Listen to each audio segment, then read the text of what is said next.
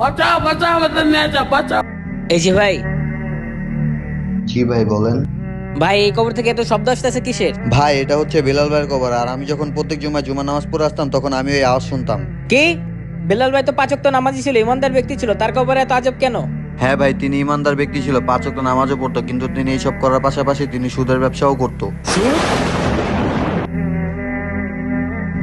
এই বেটা, তোর কাছ থেকে 3 মাস ধরে টাকা পাই, তুই সুদও দিস না আসলও দিস না, কবে টাকা দিবি? ভাই আমি অনেক কষ্ট ছিলাম ভাই, তাই আমি কাজে আসতে পারি না। আমি আপনার টাকাটা সময় মতো দেয়া দিব ভাই। কালকে লাভ সহ টাকাটা দিয়ে যাবি, নাহলে কিন্তু খবর আছে, গেলাম। ভাই আমিও তো সুদের ব্যবসা করি, আল্লাহ কি আমার মাফ করবো না? ভাই আপনি যাদের কাছ থেকে সুদের টাকাগুলো নিছেন তাদেরকে সুদের টাকাগুলো ফিরিয়ে দেন, আর আল্লাহর কাছে মন থেকে মাফ চান, কারণ তার মন অনেক বড়, আপনাকে মাফ করে দেবে। ঠিক আছে, আসি ভাই। হে আল্লাহ, তুমি আমাদের সবাইকে সুদ খাওয়া থেকে হেফাজত করো। আমাদের ভিডিওটি ভালো লাগলে অবশ্যই একটি সাবস্ক্রাইব করবেন। আসসালামু আলাইকুম।